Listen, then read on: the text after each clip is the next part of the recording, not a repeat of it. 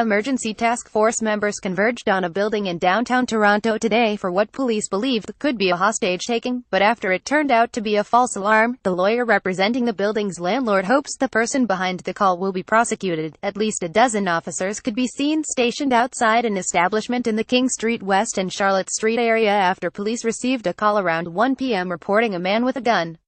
According to the call, one man had grabbed another off the street and forced him into the building not far from the entertainment district, around 4 p.m. ETF members performed a soft entry, conducted a search of the premises and found no one inside, said Const. Alison Douglas Cook. Swatting a possibility it appears that this was a false alarm, she told reporters as police began to clear the scene. Fortunately, they were able to go in and determine that there is no one in the establishment and everyone is safe. We're grateful for that. Douglas Cook said ETF members were sent in after police made multiple attempts to contact the building's occupants but received no response. Watch how police responded to what they thought was a gunman. 040 The steps that we took also were just out of concern because we were not able to confirm whether or not there was, in fact, someone in there, she said. We always have to treat it as if it is in fact someone there with the potential hostage, and we have to take the steps that we did in terms of closing the street down. Asked if the situation was an instance of swatting or a hoax call, Douglas Cook said, "There is that possibility. It's an unfortunate thing that people seem to think that there is humor in a situation like this." Toronto Transit Commission street cars were forced to bypass the area and paramedics were deployed to the scene. That in itself is quite a few resources, Douglas Cook said.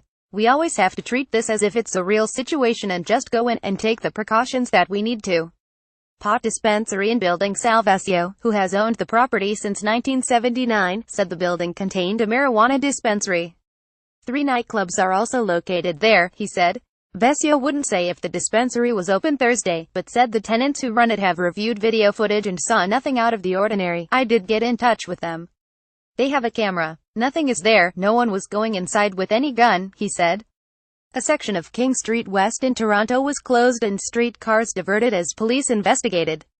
Julia Chapman, but he has many questions, including who called police to the dispensary.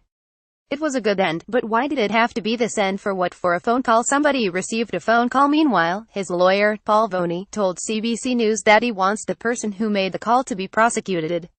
My issue is what consequences are there going to be to this? The fact that normal businesses are being harassed by certain individuals is extremely unfortunate. All this loss of profit, and as well as individuals that live in the area being harassed by somebody that for some reason wants to make a fake call. Speaking to CBC News on Thursday evening, police said their investigation is continuing, but wouldn't comment on allegations that the call was purposely made to target the location. King Street West was shut down between Charlotte Street and Blue Jays Way for the investigation, but the area has since reopened. Update: false alarm. The area is safe and all roads are now open. Thanks to everyone for their patience while we investigate this serious matter. At Soaptons.